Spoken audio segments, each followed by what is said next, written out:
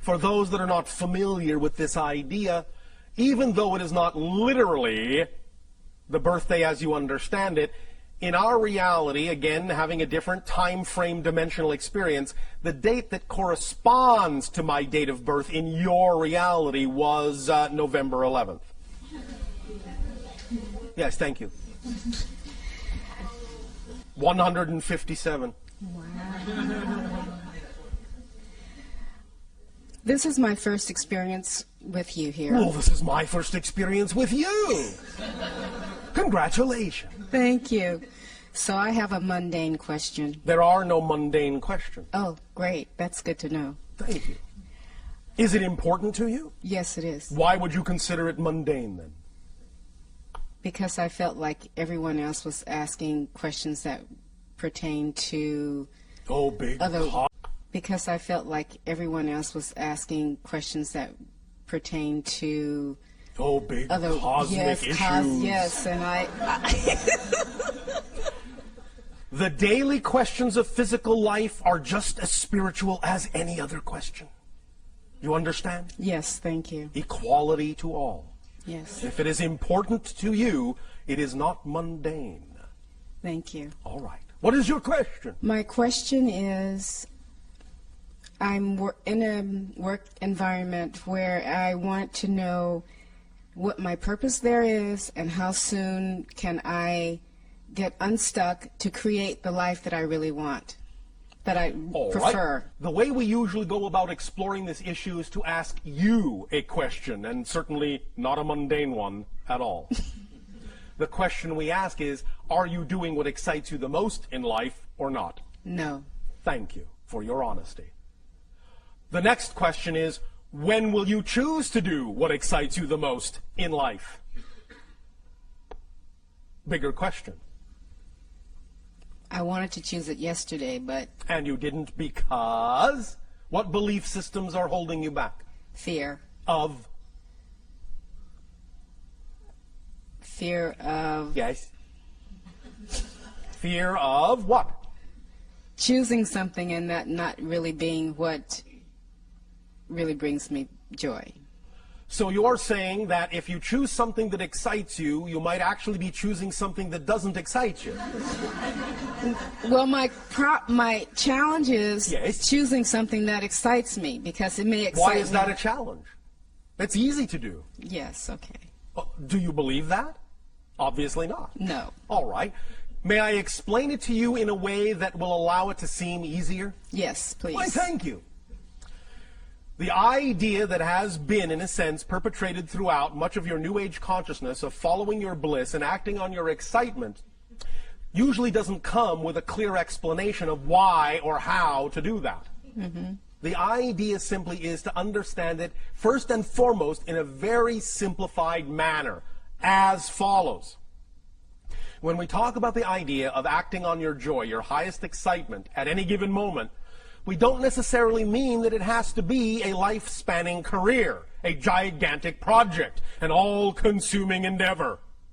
We literally mean act on whatever is at any given moment out of all the choices you have available to you, many of which may seem mundane.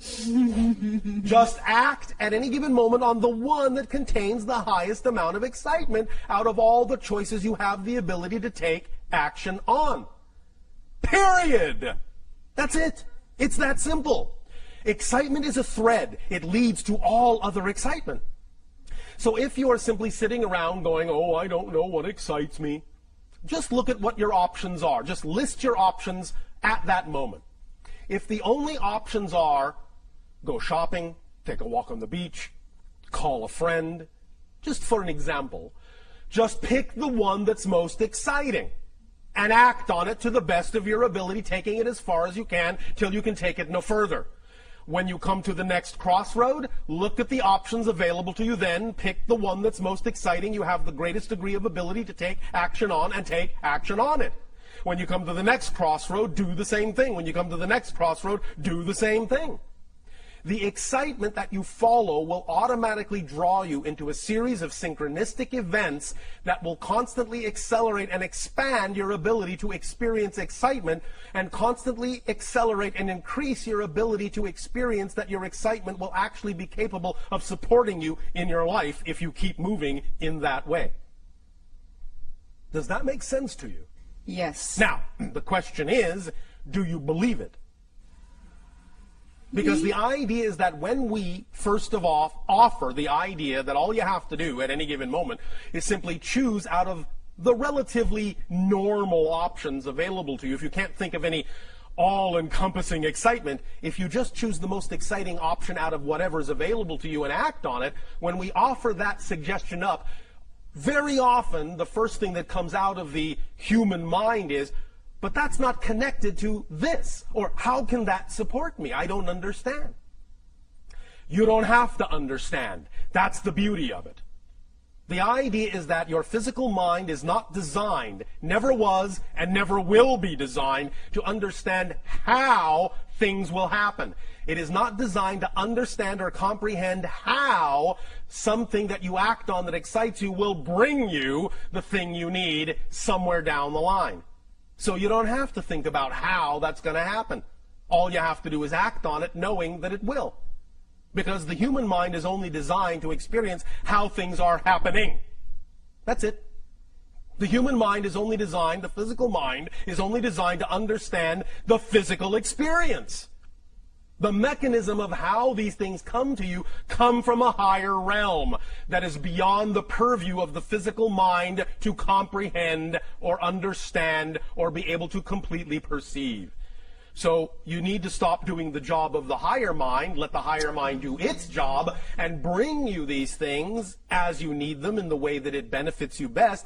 All you need to do to activate that mechanism, and we'll be talking a little bit more tomorrow about the idea of the mechanism of manifestation in a more complete investigation of that mechanism, but the only thing you really have to do is just start the ball rolling by acting on whatever excitement you are capable of acting on, and thus then by doing so, acting as an example to the higher mind, proving that you're willing to move in that direction so that the higher mind can go, finally she is willing to act in that vibration, so I can now give her more of that vibration, more things that are representative of that vibration, because she is showing by her behavior that she's willing to act on it.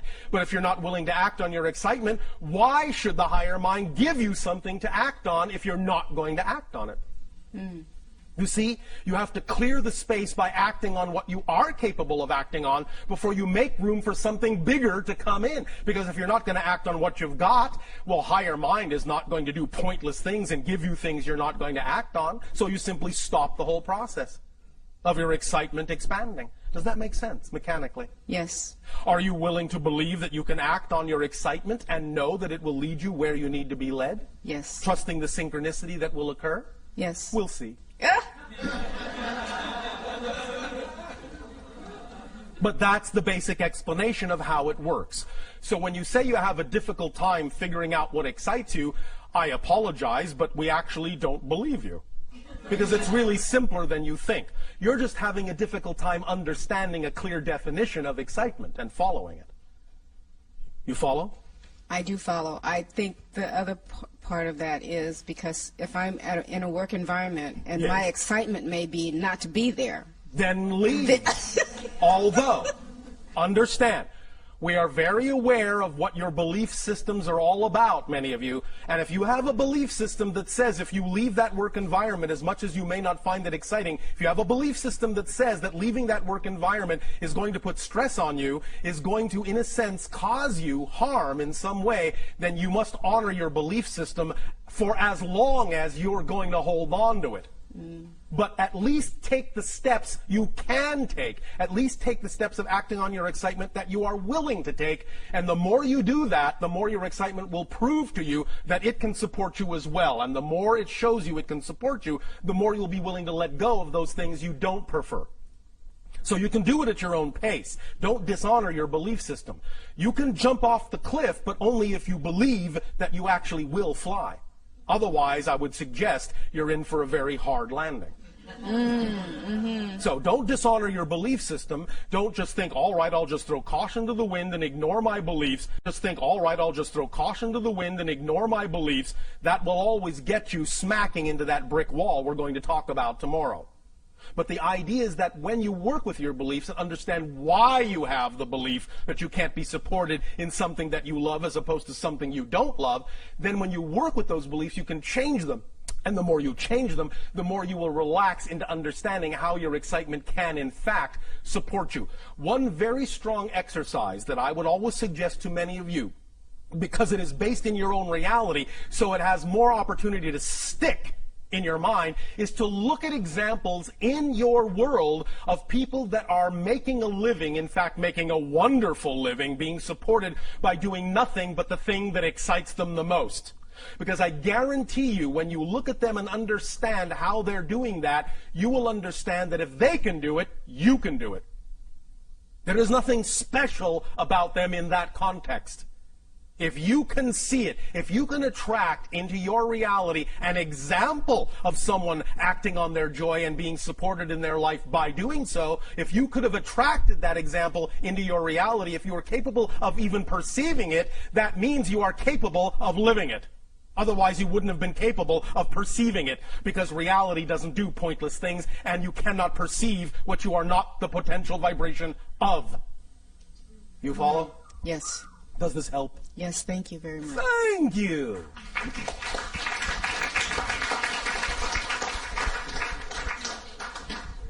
That was exciting.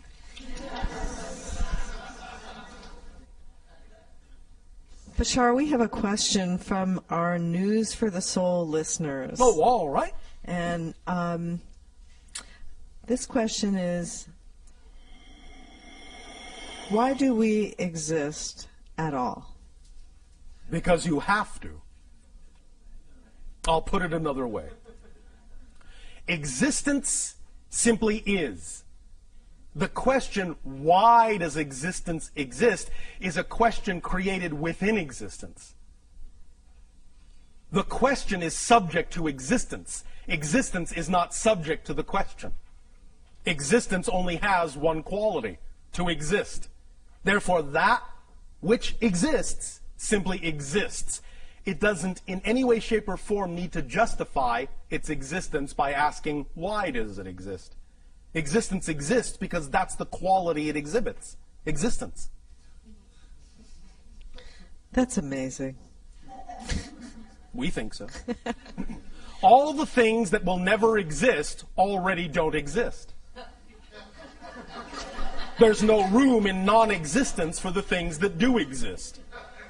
Therefore, if it exists, it doesn't need to explain why it exists.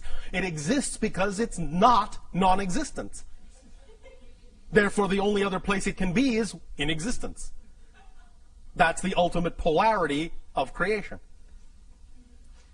I get the feeling that the people on your planet enjoy that kind of thinking. We do.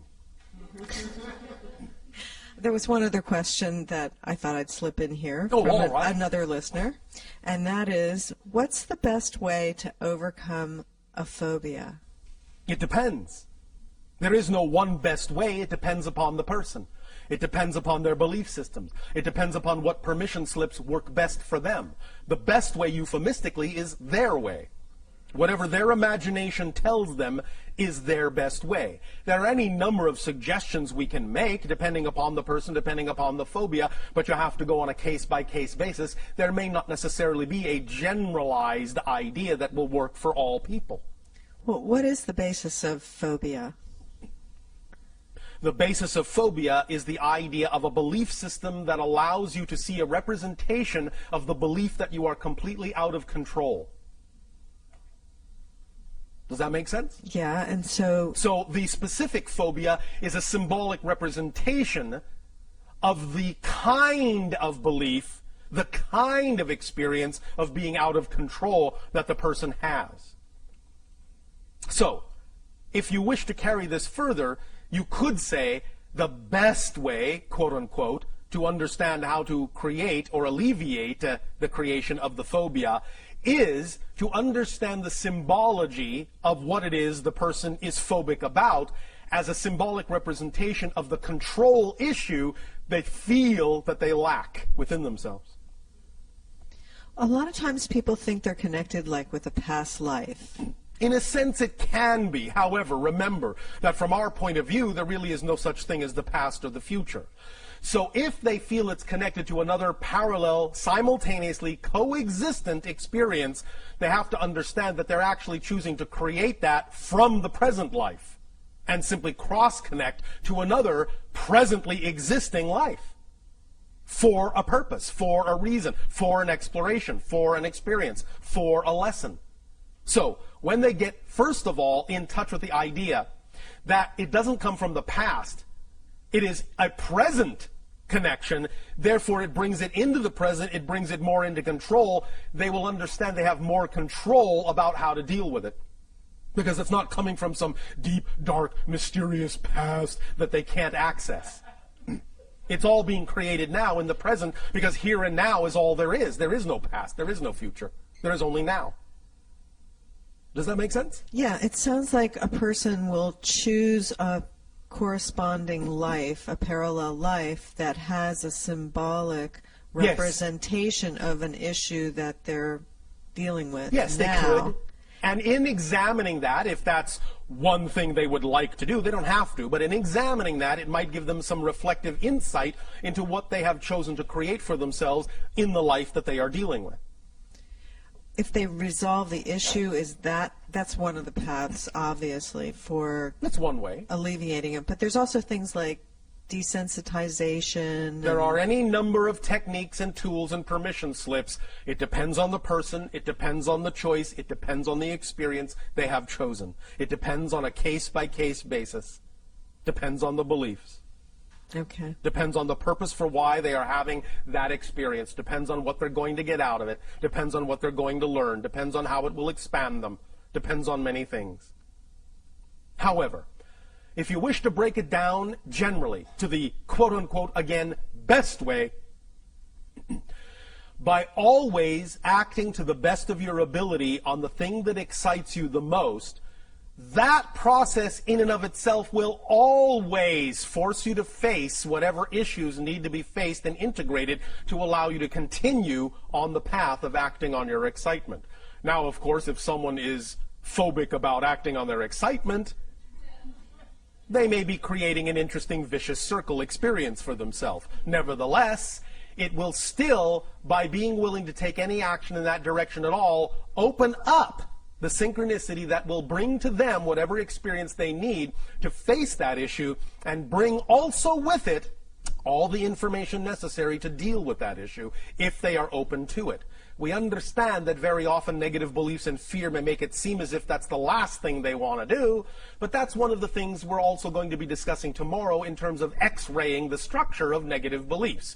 So, for the idea of phobias, really understanding the structure of the belief that is causing the phobia can also be of great assistance, but the structure of that belief may vary from phobia to phobia and person to person. So there's no, again, exactly one best way, but on a very fundamental level, certainly understanding the structure of the belief that's causing the phobia can at least give a person a head start. All right? Okay, that's great. Thank you. Thank you. Hello. And a you good day. I only have 2 questions. Oh, only 2. Oh, all right. My first question is I am experiencing a lot of change. I am experiencing a lot of change and transition like many people. A lot of what I've built up, Congratulations. I've had to let go of. Yes. And I'm just wondering if there anything that you could tell us that will help this transition move a little bit more smoothly. Thought I just did. Act on your highest joy to the best of your ability. Now, understand this. When we talk about acting on your excitement, it's because we know that excitement is actually a complete kit. It's the driving engine and the organizing principle of your entire life. So when you act on it fully, as best as you can, what will come with it are all the things necessary to actually allow you to expand in the smoothest, most effortless, most joyful way possible. It's a complete kit.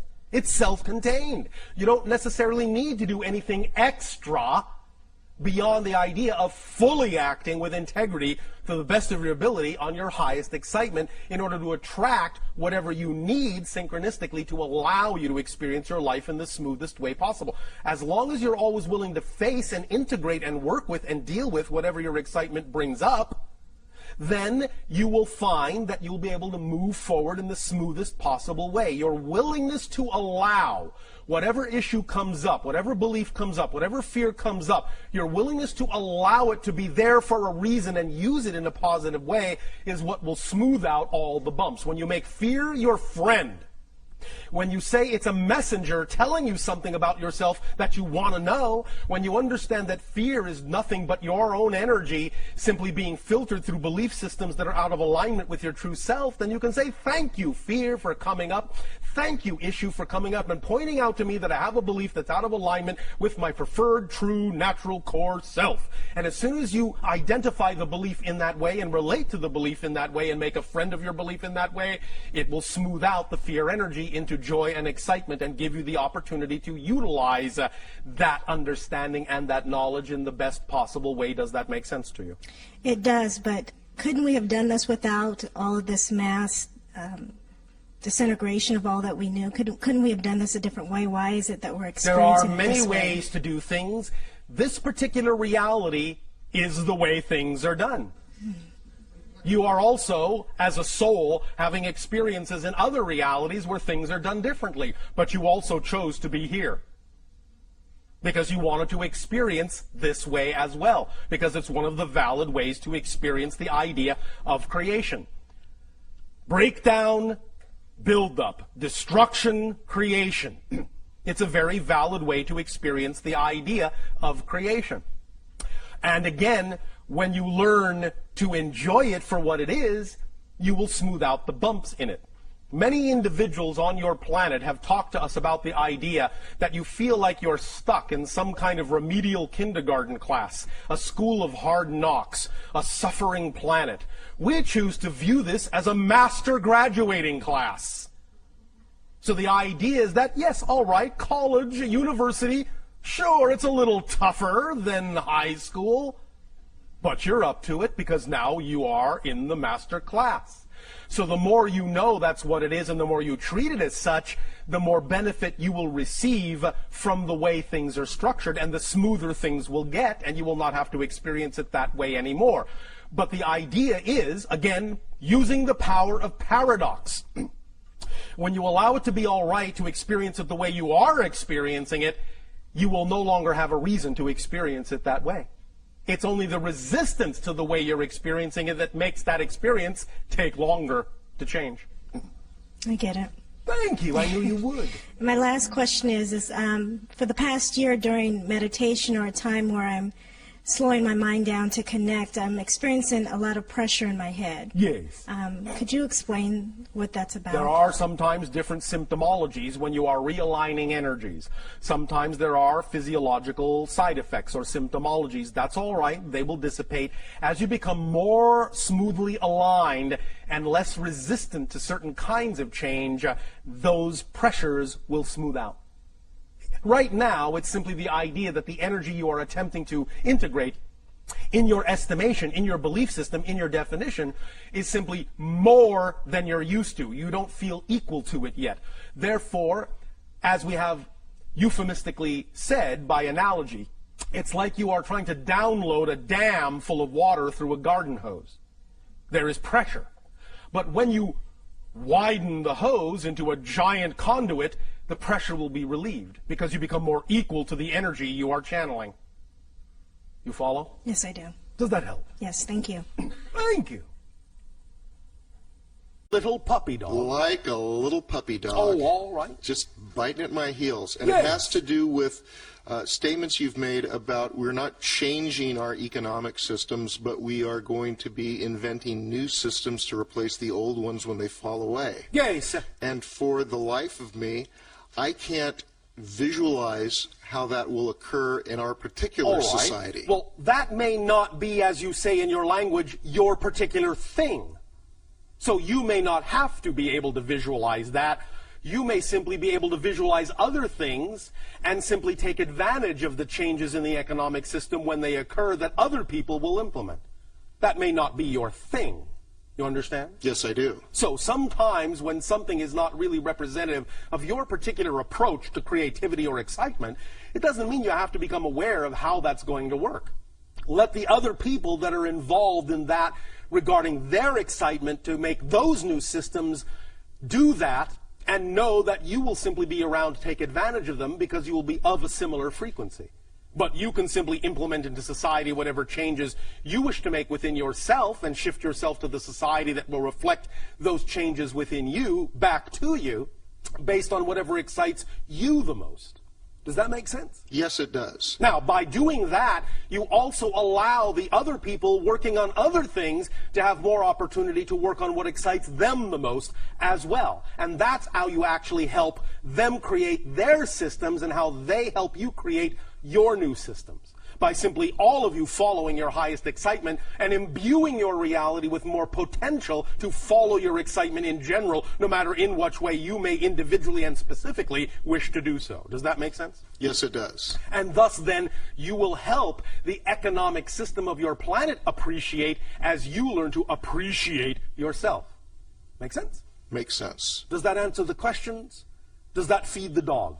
It feeds the dog quite a bit. All right. I just don't see that there is anyone doing the work that seems to be required to develop All right. this. Again, understand, you cannot necessarily perceive what you are not the vibration of. It may not be important for this to be visible to you at this point. You may not run in those circles, in those frequencies, so right now it may not be visible on the surface. Eventually, it will become as visible to you as it needs to be in order for you to take advantage of whatever portion of it is required in your reality, and you need to be aware of no more of it than that. Make sense? That feeds the dog a lot. In other words, to use a very simple analogy that is often used on your planet, you don't necessarily see the workings of how the electricity is generated that lights your home. The only portion of it you really need to be aware of at any given moment is that when you flip the light switch, the light will go on. You understand? Yes. So you don't need to know what all the engineers and electricians are doing down at the plant. But they're there working because the light goes on. Yes, they are. So eventually, what will happen is as you follow your joy and your excitement and create more of that vibration in your reality, eventually those that are doing the same things in other areas, in other systems, they will all converge, they will all synthesize, they will all come together, and at one point, somewhere down the line, when you need it, you'll flip that switch and the light will just go on, and you'll know someone has been working on it. But you don't necessarily need to know that they have been until you need to flip the switch. Make sense? Yes, it does. Does that help? Yes, it does. Why, thank you. Why, thank you. And I have a short personal question. A short personal question. A short one. Sometimes in the morning, I would like to wake up feeling activated, joyous, and excited in the morning. Well, go right ahead. And some mornings I do, and some mornings when I wake up, it's just not happening. Oh, all right. Do you have any suggestions Yes. that I can implement to make that happen? Yes. No. To choose to have that happen? Yes. To allow that to happen. Not to make it happen. To allow it to happen. Yes. Use the power of paradox. I'll explain. When you wake up not feeling quite like you prefer to feel, if you let that be all right, you will learn more quickly why you feel that way, and by using it in a positive way, and by using it more quickly and learning from it what you need to learn as to why you are waking up in that state, by letting it be all right to wake up in that state and learning from it, you will allow it to transform into the other state more quickly by having used it for the purpose it is there. The more you don't want it to be, the more you don't want it to be there, the more it will stick around until you use it for the reason you created it. So don't resist, take it as a gift. All pain is the product of resistance to the natural self.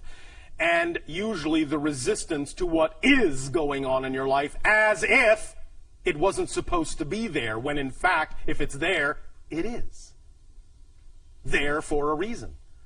Allow yourself to find out what the reason is, then you'll be using it for the reason you created it, and as soon as you use it, it will go away because it doesn't stick around when it's been used up. Make sense? Makes sense. Thank you very much. Get along, little doggy.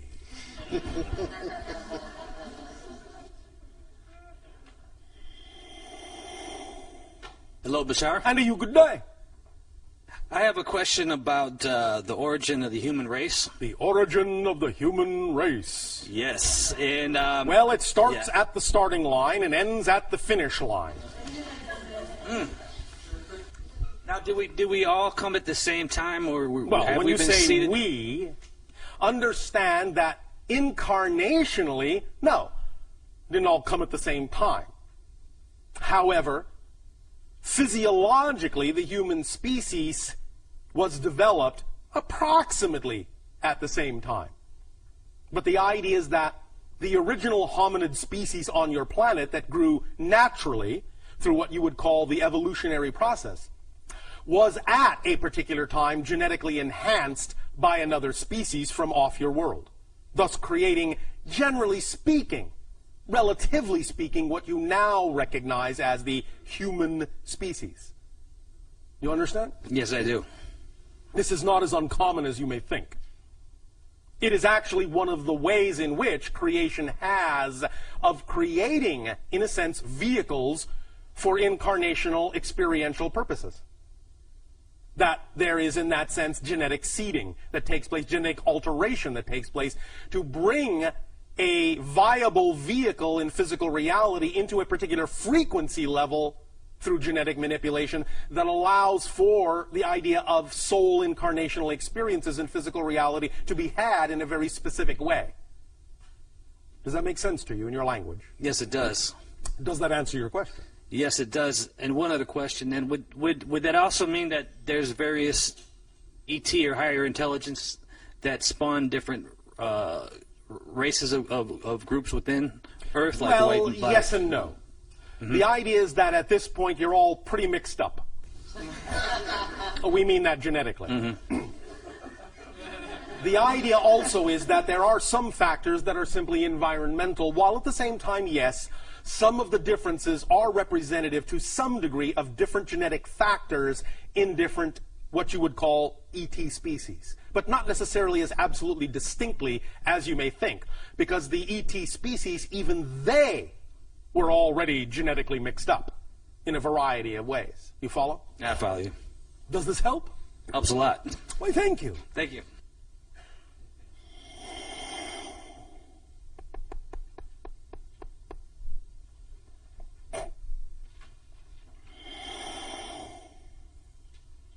Hello. And you, good day. Okay, thank you. I was wondering if you could Speak up and be bold so that all may hear what you have to say. Yeah, I was wondering if you could comment on the different energetic healing modalities that have popped up in the last, say, 30 years that use transmission-based styles of teaching and healing. All right. Well, it's all about resonance. That's what most of you are now learning. And in the creation of various healing modalities, you are all learning that it is a variety of ways of applying the idea of vibrational energetic resonance. Because everything is based, every state of being that you wish to create is based on a particular signature frequency, a particular resonance of energy, of consciousness. So, you are all experimenting with a variety of ways that are representative and reflective of the different belief systems you all have adopted into your personality structures, and finding different modalities of vibrational resonance utilization that aligns with the different belief system modalities on your planet. Does that make sense? Yeah. Does that answer the question? Yeah. I was also wondering, okay, so then is there like a group of beings who are working together to create different systems that work for different belief systems, Yes. and then offer them to different beings to hold as they Yes. just cool. There are no accidents in terms of what you are attracted to in terms of information and the source of that information. Right. At any given moment, if you are attracted to a particular source of information, it is because you are operating at least more or less on a similar frequency domain. Thus then, if you change your frequency domain, you will then attract yourself to a different source of information which you may need at that time to continue your process. Yeah. Make sense? Yes. Now, of course, again, all these modalities still, nevertheless, are really nothing but permission slips. You understand? Yep. Every modality, every ritual, every tool, every technique is simply a permission slip that allows you to give yourself more permission to be who you are. You don't really need them, but because you are, in a sense, full of different belief systems within your personality structure, oftentimes a particular modality that you are attracted to can make it seem easier for you to circumvent some of the belief systems you may think are holding you back. In a way, it's like giving yourself a free pass. So, those permission slips, by all means, can be very effective. But it's actually you that's making the changes, not the technique itself, per se. Does that make sense? Yes. Does this answer the question? Yes. Why, I thank have one you. more. Yes. I was wondering if there was any dance forms that were similar to breakdancing on any other planets and any other timelines, actually. One moment. Well, yes. If you can imagine it, it is real somewhere, because you cannot imagine non-existence.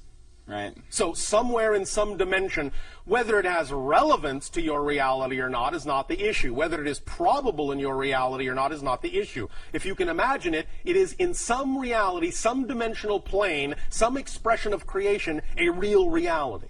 So yes, there are other civilizations that have dance forms that are not too dissimilar from what you are calling break dancing, but of course it will conform to their particular physiology. Yeah, of course. There are... One moment.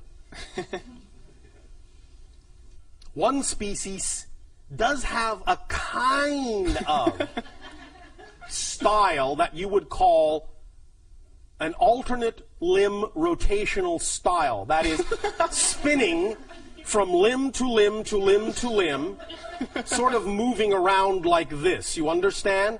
But they have many limbs. More if you were to see the idea of a, well, spider or octopus doing that. You understand?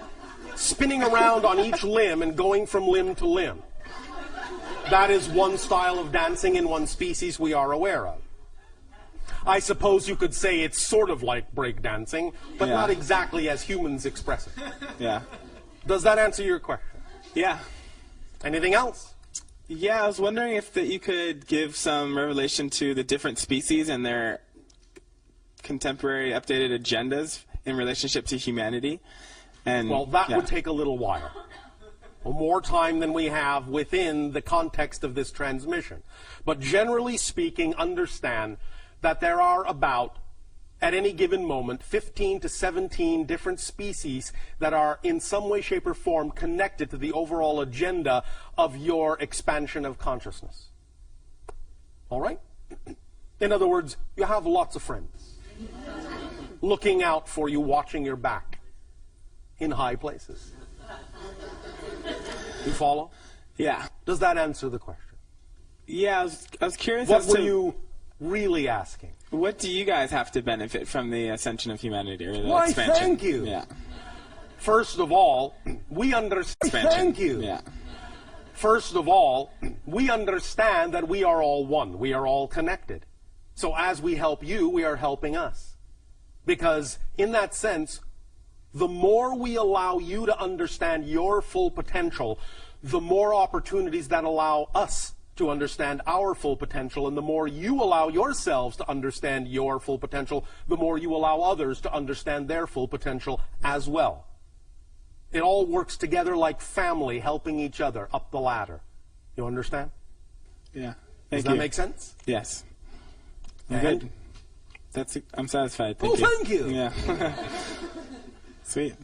And besides, you are giving us the opportunity right now to simply do what excites us the most.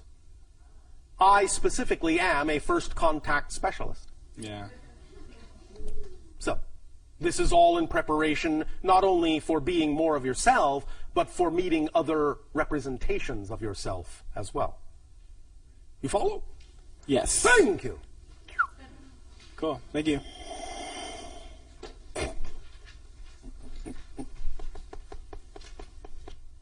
Hello, Bashar. And to you, good day. How are you? Perfect, and you? Perfect, thanks. Thank you.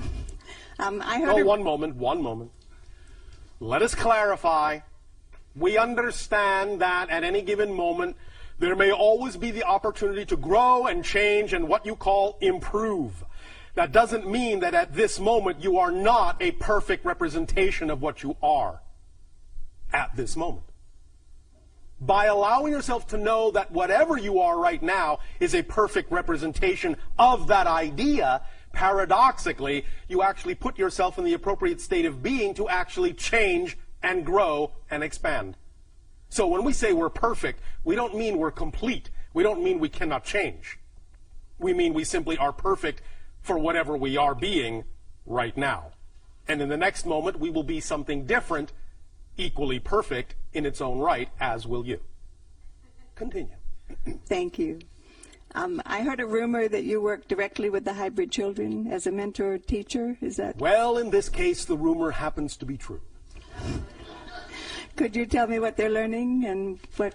Well, the main, shall we say, agenda right now for many of the hybrid children is the idea of assimilation.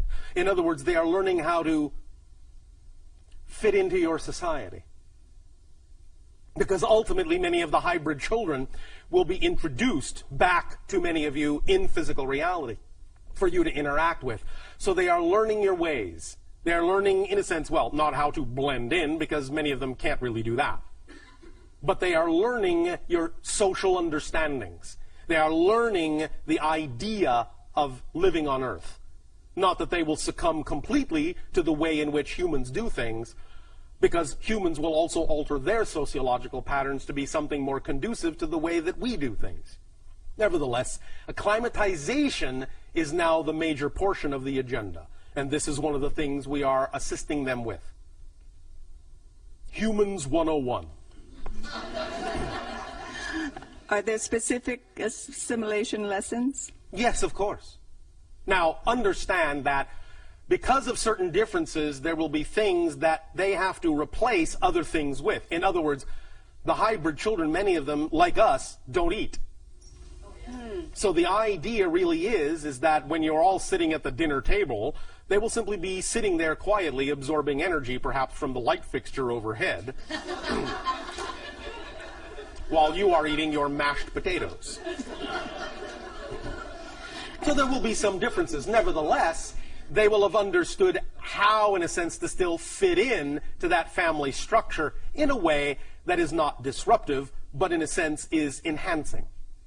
Does that make sense? Yes. Are they telepathic as well, or do they speak? They can do both, as can we. Just because we are mostly telepathic in our reality does not mean that we cannot speak. When we need to, we can. Do you interact directly with my kids? Peripherally. Can you explain that? Yes. Would you like me to? Yes, please. Oh, thank you. My counterpart, Anima, works directly with your children. More than I do. So, in a sense, I work with them through her. You follow? I do. Can you explain what she does with them? Being that she is a sociological engineer, she actually takes them through what you would call simulated family scenarios.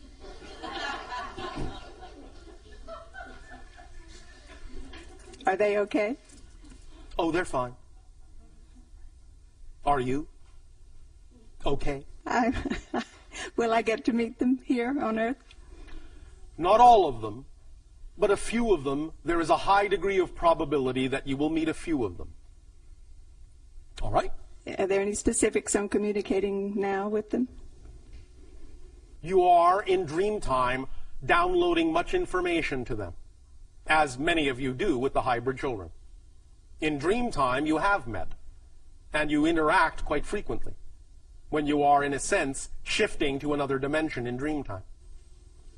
You told a woman in Sedona that if she went where she wanted to be on Mother's Day, she would get tangible evidence. Yes. Is that true for all the parents, or No. just? It depends on timing. It depends on agreements. It depends on what purpose it serves. Right. There will always be some time in which there will be what you call tangible evidence, but that doesn't mean that we can simply drop a date in your lap for everyone. Right. Because not all of you have arranged to do the meeting that way. Right. You follow? I do. Do the Sasani kids interact with the hybrid kids? They do. They are good, in a sense, trainers for them. Cool. If the Greys are emotionless, how are the kids learning about love and... From the humans, but now remember that the hybrids exist already. Therefore, the hybrids mostly are the teachers of the idea of emotional mental balance. You must understand that in our time frame, because we have a different dimensional time frame than you do, there are almost no Greys left anymore. There are only hybrids. So only hybrids in our reality are teaching the younger hybrids. Remember that we can go back and forth in time as you understand it. Do you understand? Yes. One more thing. Are you still interested in the Extraterrestrial Contact Act being undertaken? We are, but we understand that there is a particular and appropriate timing on your planet that would make it more effective than other times. And we are simply allowing the timing to occur in a natural way. All right? Do you have any specifics on the timing? No, I do not. Okay. Thank you, Bashar. Thank you. Goes by going out for a part in the movie.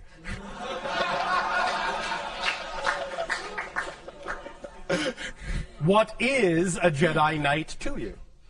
What's your definition of that term? A selfless individual who can feel the life force of other people and beings around it, I guess, of anything, and can When you harness. say selfless, what do you mean? They do good for others. They do things for the benefit of others without doing it for themselves. Like, but you understand that when you do things for the benefit of others, doing that it is for actually yourself the best too. way to benefit yourself. yes, I understand. So that. you are not selfless. So I'm very selfish then. And you're not selfish. You can, however, simply become self-contained. So the idea is that you understand you are connected to everything, and when you understand and behave that way, you will know you are included because you are a part of everything and cannot be left out. Therefore, you don't have to focus on yourself. So if that's what you mean by selfless, then fine. But it doesn't mean you're actually selfless. It simply means you're not self-focused. Gotcha. You're focused on the big picture of which you are a part. Does that make sense? That does make sense. All right. Then is that being closer to being a Jedi Knight? Yeah, All but there's right. other parts too. Oh, all right. And what are they? I guess being able to... I'm not going to tell you how to build a lightsaber. I don't need to learn how to do that. That's irrelevant for me. All right. Just checking. How would I do the supernatural things that they do? I guess? Supernatural? Well, the things that society would deem supernatural that I... Oh, you mean the things that they do that come naturally to them when they operate on a higher frequency? Sure. Well, operate on a higher frequency. And how do I do that? I already told you. Follow my highest passion. Yes. Well, there we go. Cool. Behave in the manner that you wish your reality to reflect. Cool. Whatever temperature you want. Another question I have is, like, in my comparative religion class in school, the Hare Krishnas came into our class, and they worship Krishna as, Yes. like, God. Yes. Was that person like the physical manifestation of all that is, or was it just Every person is a physical manifestation of all that is. Nevertheless, some will, in a sense, as we were just speaking of, exhibit more of those qualities more openly. Thus, then, they often become, in a sense, well, focal points for that idea. However, because of the kind of belief systems that many humans have been taught on your planet, they often then, instead of actually getting the point, they worship the person? They worship the person. Because the point of any of those advanced teachers is that you are Krishnas too. You are Buddhas too. You are Christs too. And they all say as much, but most people ignore that part of the message. And just worship and proselytize instead of actually behaving as if. You follow? Yeah. Does that help? That does help. Another question I have is, You follow? Yeah. Does that help? That does help. Another question I have is,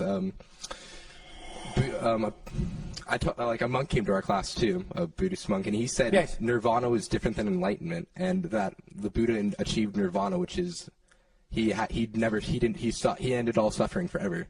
Oh, all for right. his being. Is that? Again, the idea is that you have been given many examples of how to create certain states of being for yourself in which you do not have to experience the idea of challenge as suffering. Whether you allow yourself to begin to behave that way and take on that state of being is completely up to you. But you have been demonstrated this many, many times by many teachers. So in that sense, that's the way to understand the statement. They've done this for you, so you don't have to do it again. But you can choose to do it again.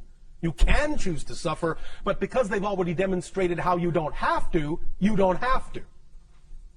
Cool. Cool. Yeah, I gotcha. Oh, all right. You like that temperature, don't you? Yeah, I do. All right. Thank you. Wait, one last one. One more question. Okay. So you've talked before that we're moving through time and space. Well, in a sense, yeah. that's your experience. And yes. however fast you can, let's say you're moving 50% through like space, like 50% the speed of light. Yes. That means your time is 50% and slower, space right? is 50%. But yes. the speed of light is a speed limit. It's a speed limit of your particular dimensional reality. But it's the border between your dimension and another one. But I can imagine a speed higher than that. And there is. Oh, okay, that makes sense then. It's just that within your dimension, that's the upper limit of your physical reality. It doesn't mean there aren't faster speeds in other realities, in other dimensions. Could I change it in my reality? Or is that... You have to shift to that other dimensional reality in order to experience that, because it doesn't, in a sense, have relevance in your physical reality. Okay. Instantaneous teleportation has been experienced by many individuals, even on your planet. That's shifting to another dimension where this so-called concept of speed has no meaning. You simply are here, then you are there. No traveling in between. That's awesome. So it can be called infinite speed. Make sense? It does. Thank you. Another question from a News for the Soul listener. Oh, all right. You said we make good TV. Yes. How do you see us? Like this. Sometimes like this. Sometimes like this. Can you be more specific about what you mean by that question? Yeah, I guess the question is, how do beings that are outside our planet see us? And well, we have different ways behaviors depending upon the being. Right now, we are simply perceiving your energy patterns.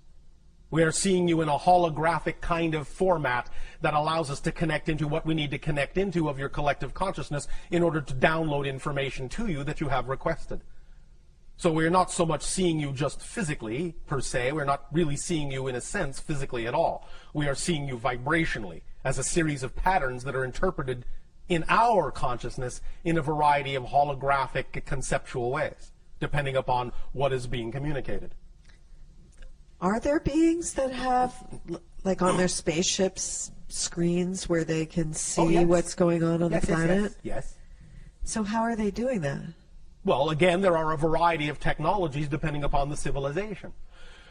One civilization that does that has the ability to understand, well, let me back up. We have to some degree explained to you how our spacecraft work, in the sense that it is all about vibrational resonance location.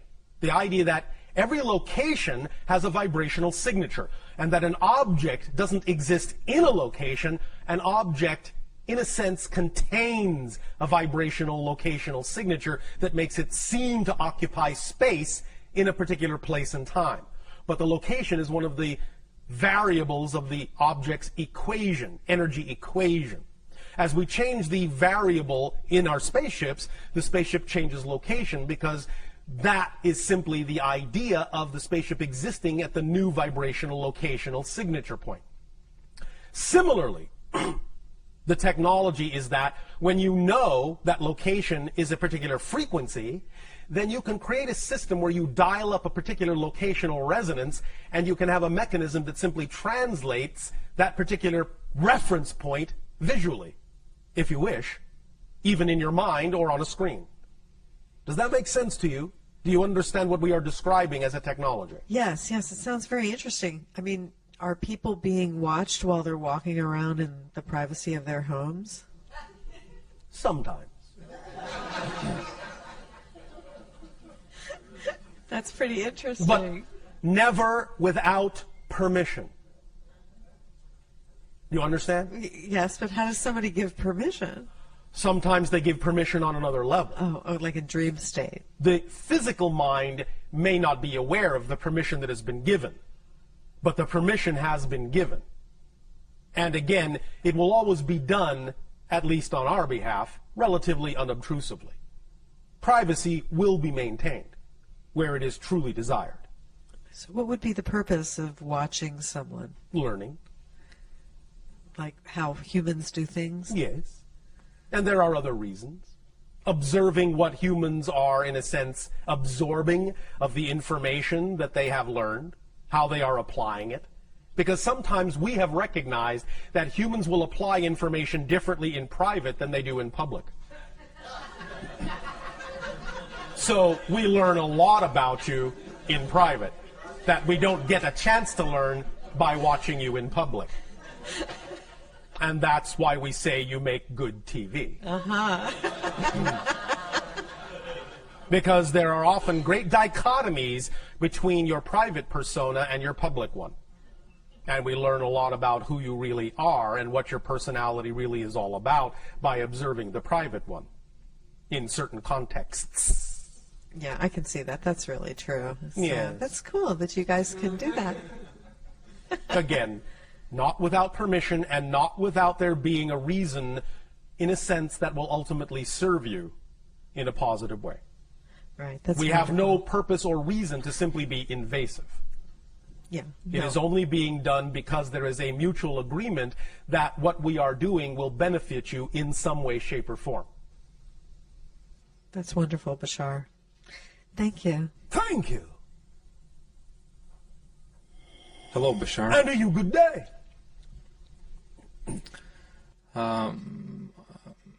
How do I experience past and future and now?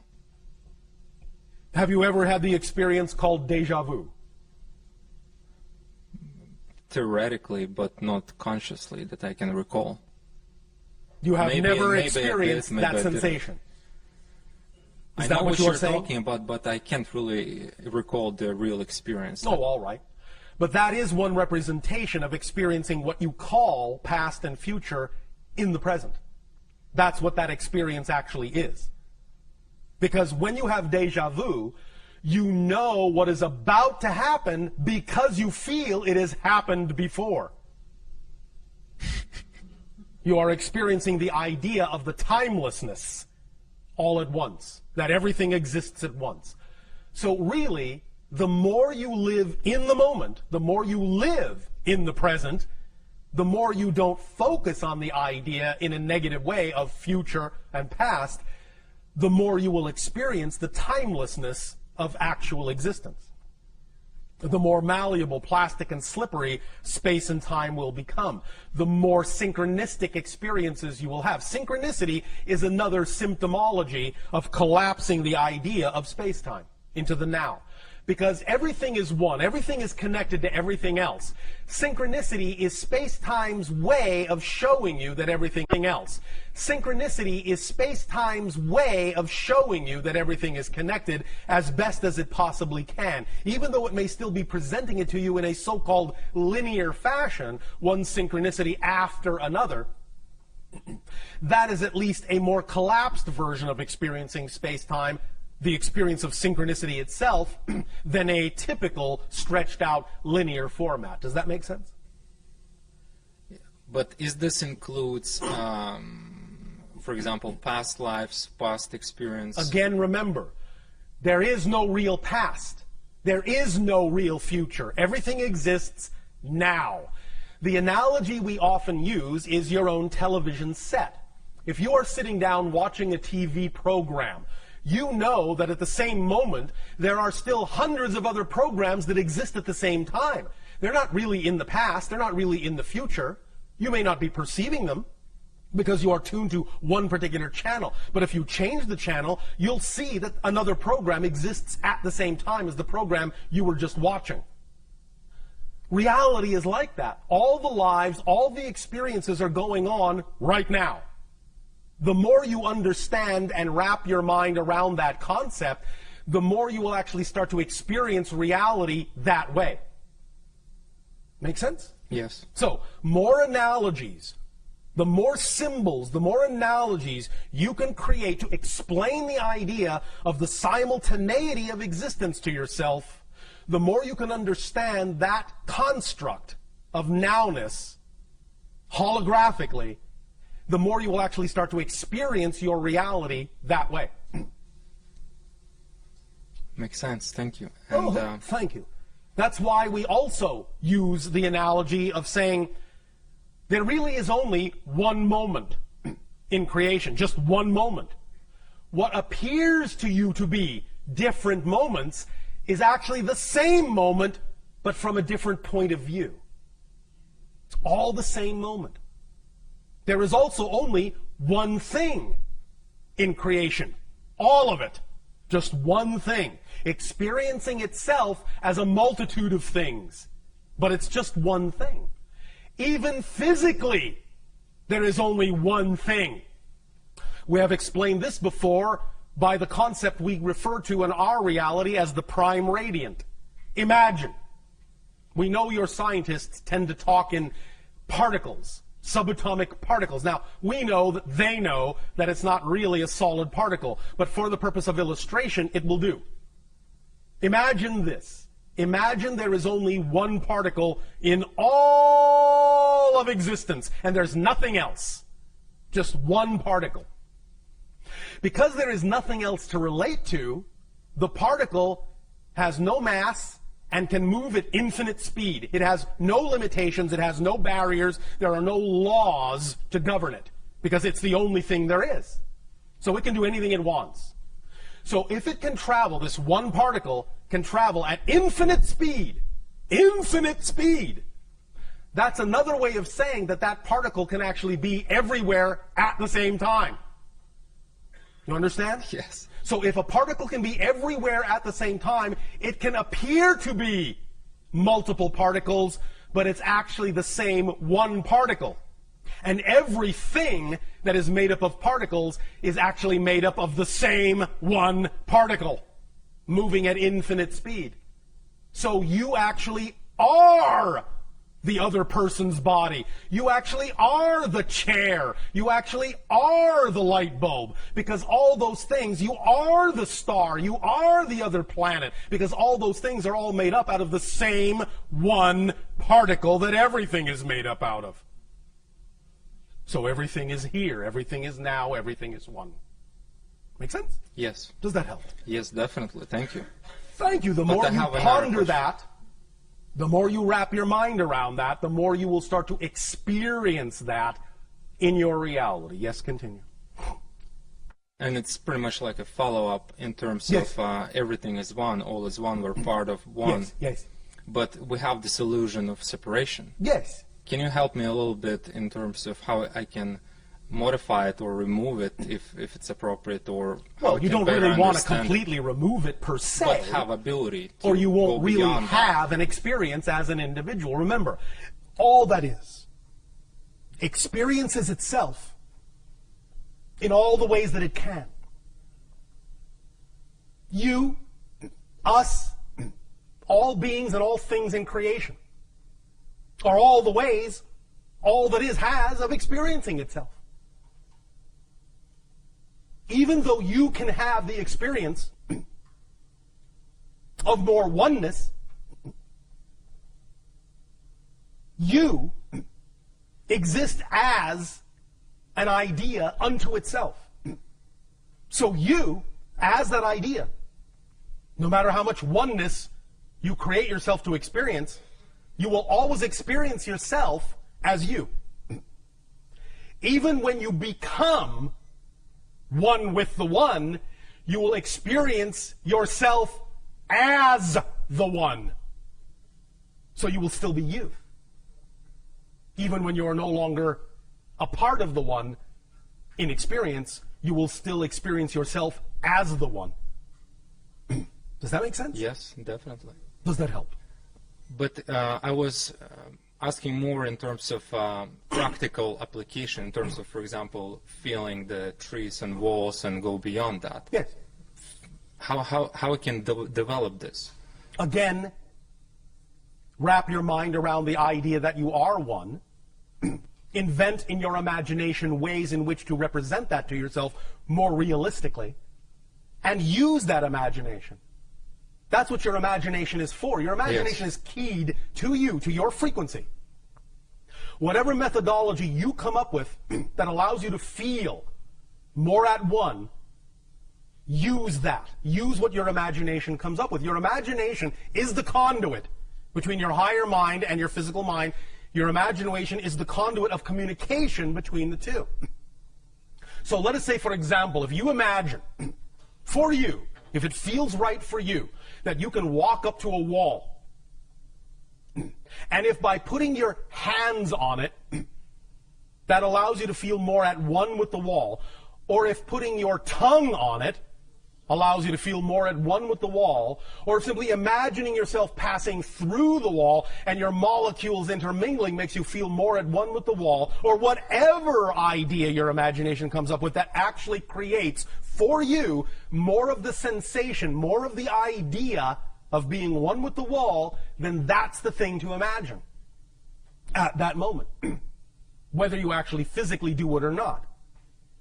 Because the idea is that some of these things are not always relevant to experience literally, physically.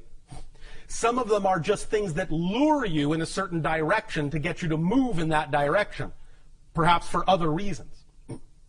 Sometimes the things that excite you just to get you to move in a certain direction, not because the thing itself must come to fruition in a physical way. Because your higher mind knows how stubborn the physical mind can be. So it will sometimes allow certain things to come to fruition when they are appropriate to do so. Other times, the thing that excites you will simply be a carrot to get you to move in that direction because that was the most important thing for you to do. So if you're excited about exploring this concept of oneness, act on that and use your imagination to explore it in whatever way, shape, or form your imagination feels most excited about doing so. And for that moment, that will be the right way for you. And it will enhance the synchronicity in your reality. For that moment, that will be the right way for you. And it will enhance the synchronicity in your reality to give you more experiences of that oneness in whatever way works best for you. Does that make sense? Definitely. Thank you so very much. So you really need to let your imagination fly. You really need to act out on your imagination, too, in many ways. Many times we have suggested to many of you, when you talk about doing the thing that excites you, to mock it up, to create a facsimile of the reality you say you wish to live in. Literally build it up around you to the best of your ability. Have representations of it everywhere that you can. Paste it up on your wall. But very few of you actually take the step of making that physical realization, that physical symbology. You keep it very mental. Acting it out acts as the completion circuit. It grounds the idea and lets your physical mind know that it actually has something physical to respond to as a vibration that is more representative of that reality you say you prefer. It's training your physical body to respond to that physical reality by mocking it up and existing in that simulated environment. It doesn't matter that it's a simulation if it makes you feel like it's real. Make sense? Yes. Does that help you? Yes. Thank you. And last question. Oh. I want to understand how the new point of consciousness got born. Or new consciousness got born. Probably it's more like a point. Essentially this way. The so-called new point of consciousness is simply the awakening to the level of consciousness that you actually are naturally. The idea is that when you all chose to experience the idea of physical reality on Earth, you understood to some degree that you were going to go through a cycle of forgetfulness and limitation experience. but you are now at the end of that cycle. So you are remembering who you are. You're waking up and remembering who you are as spirits. That's what caused the idea of the spiritual awakening. You have almost completely finished with your cycle of forgetfulness. So it's just the end of a natural cycle and the beginning of a new one of remembering more of who you are and the expansion that simply naturally comes with remembering your true identity. Make sense? Yes. Does that help you? Thank you very much. Thank you.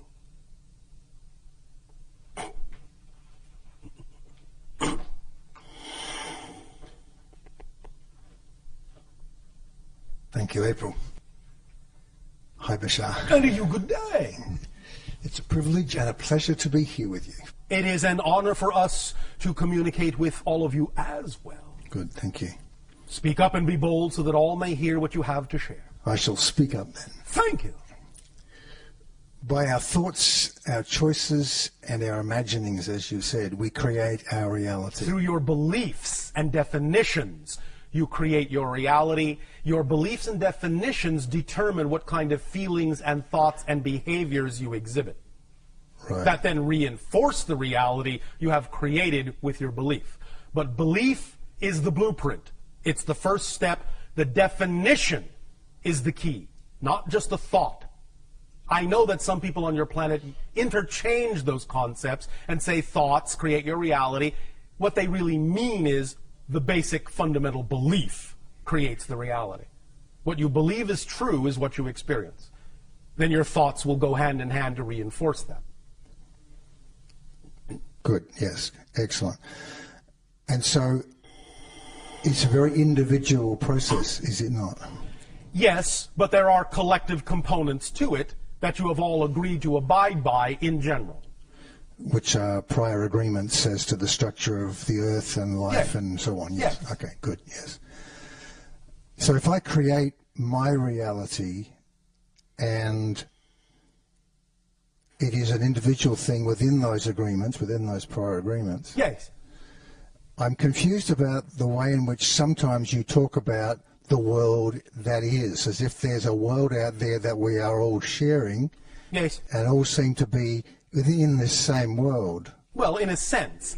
We understand that sometimes the limitation of the translation of our thoughts into the human language may leave something to be desired and cause some confusion with regard to the definition of terminology. Nevertheless, there is a collective level to the agreement, and there is an individual level to the agreement, in whatever way you choose to experience it, in whatever kind of world experience you choose to believe you're having, which is also created by individual and collective agreement. Does that make more sense? Can you give us some more? The idea, again, is that when we say the world out there, we are simply referring to the idea of the illusion of physical reality. Yes. We know there really isn't a world out there. Yes. It's all happening within your consciousness. Yes. But when we use that term, we are more often than not referring simply to the idea of the experiential reflection, the mirror of physical reality that seems to be outside you.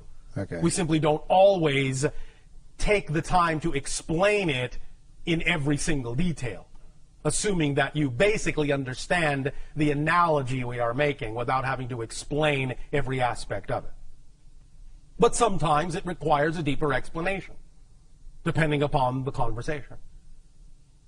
But fundamentally, we understand that it all takes place within consciousness, that there really is no outside. There really is no out there. But the experience of it is real, even though the thing itself is not. Does that make sense? Yes.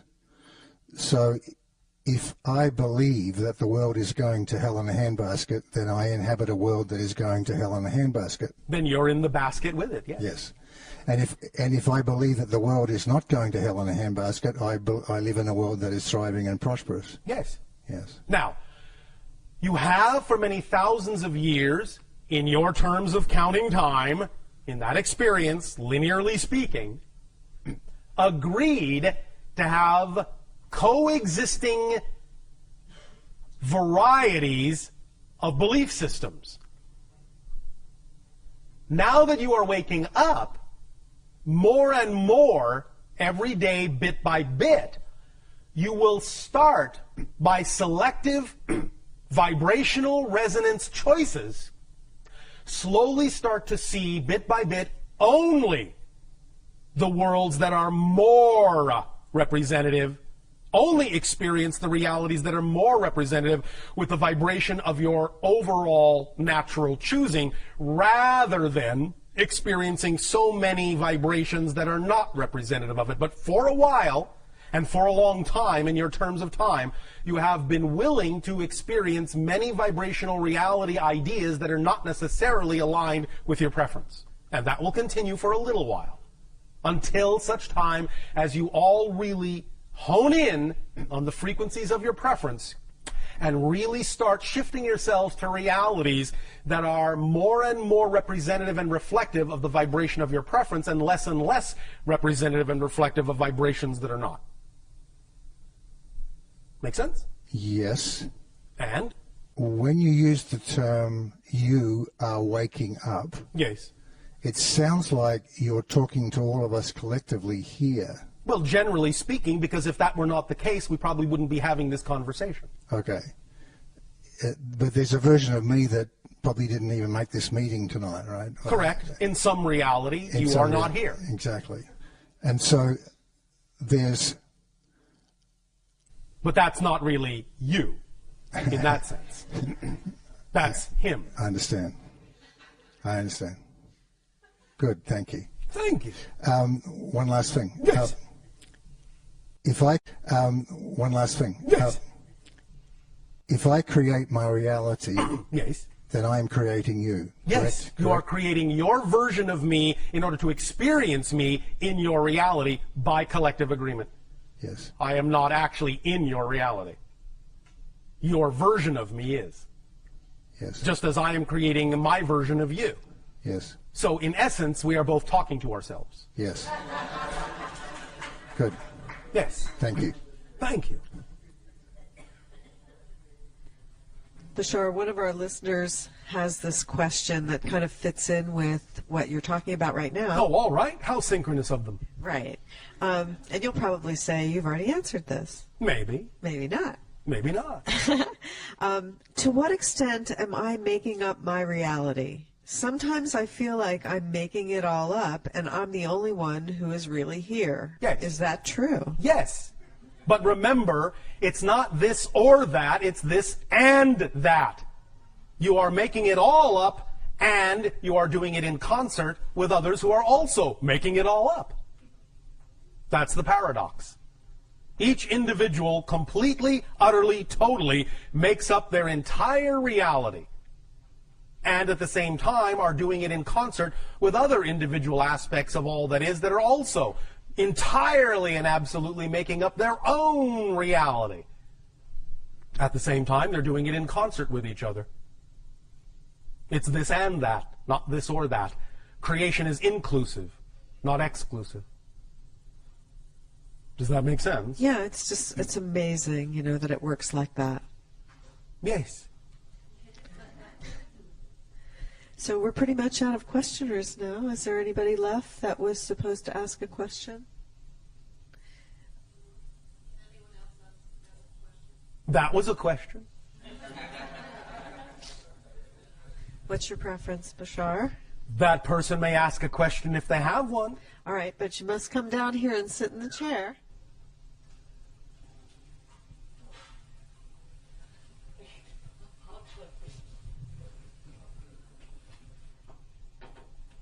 Thank you, Bashar. Thank you. Good day. And good evening. Oh, all right. Good evening. Would you say a little more about following your excitement in reference to the struggles we often experience with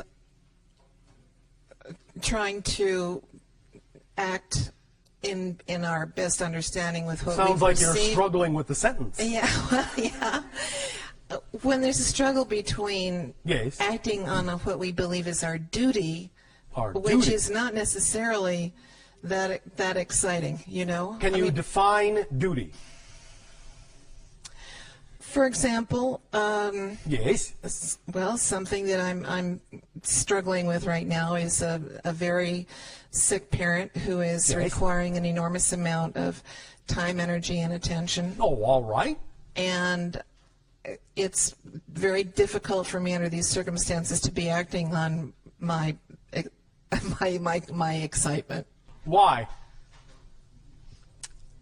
Because most of my time, attention, and energy are taken up by responding to her needs. So, why are you making an association between one situation and another? How can you not? Good question. You can not. All it takes is a little inventiveness and imagination and trust that where you are choosing to be is where you need to be if you're choosing to be there. Let's explore this. I'm going to give you an example we have used before. But perhaps you can understand in this example how a variation of this idea can be applied in your situation and your circumstance. All right? All right? Oh, yes. Thank you. Want to make sure you're still awake. All right. Many people on your planet have been given belief systems that say, this cannot be something that gives me joy. This cannot be done as a living. This will not work. This makes this impossible. And all sorts of other belief system limitations that become self-fulfilling prophecies, self-reinforcing realities, experiences. People on your planet who have a different way of looking at things, who have different belief systems about what is and isn't possible, don't experience those limitations. Their reality reinforces for them the understanding that they can do this and do that. Like I said, it's not this or that, it's this and that. But it is often a limitation of imagination, a limitation of definition that allows an individual to believe that certain things cannot happen if they don't happen in a certain specific way.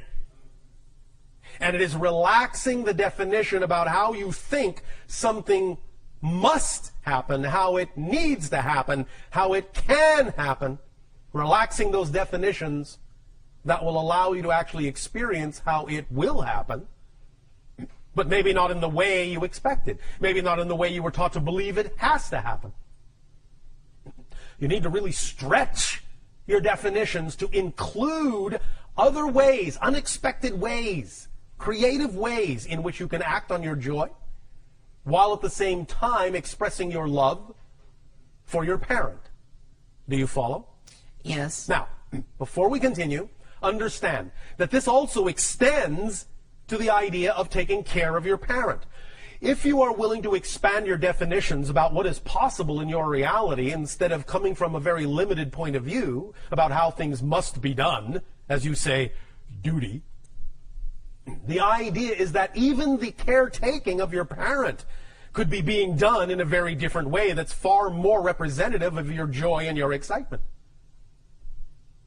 The idea is that you can attract to yourself the things, the people, the places, the things that can aid and assist you in that undertaking that are still representative of your love, of your caretaking, but you don't necessarily have to do it all yourself, and you don't have to assume that you need X, Y, and Z, or that can't happen. You need to relax your definition of abundance, because abundance is just the ability to do what you need to do when you need to do it. That's it. That's it. That's the definition of abundance. And if you think you don't have what you need to do what you need to do, then it is simply your definition of abundance that is limited, that is allowing you to experience the limitation in your life. The example of a woman whose great joy was to simply tell stories to her children illustrates the point. That was the most exciting thing she could think of to do. And she did it with absolute flair. It was her joy. So she put everything into it and told astonishing, vivid imaginative, creative stories to her children, so much so that they began inviting their friends over to listen to these stories, and they became enraptured by these stories, captured by these stories, caught up in these stories, so much so that they started inviting their parents over to listen to these stories, and they became caught up in these beautiful tales that she would weave. So much so that they began to give her money just to tell them stories, to invite her to different houses just to tell her stories. And before you know it, she was making a living just telling stories because that's what she loved to do. And her reality supported her. In that simple thing, she became capable of being completely and utterly and totally supported in her life. Whereas, if she had had the belief system that said, well, yes, I have time to tell stories, but how's that going to help me? How's that going to support me? How is that going to do anything when I'm stuck at home? If that's the way she had thought, she would not have had the ability to do any of that. But she didn't think that way. She didn't believe that way. She didn't even give it a second thought. She just did what was exciting to her where and when she could. She acted on her excitement to the best of her ability and simply allowed the excitement to bring the synchronicity, to bring the support, to bring the abundance, to bring everything she needed to her. I know beyond a shadow of a doubt that you can too. Why? Because you exist. And you have all the same attributes and all the same qualities that she does. Yes?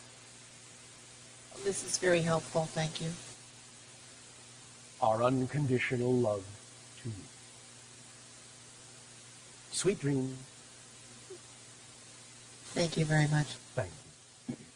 We will extend at this timing to each and every one of you our deepest appreciation for the co-creation of this interaction and the allowance of this transmission. We will continue with part 2, brick walls and beliefs, and the thorough X-ray examination of the structure of beliefs in what you call tomorrow of your time, which shall be a moment for me. We wish you all an exciting and creative and imaginative good day.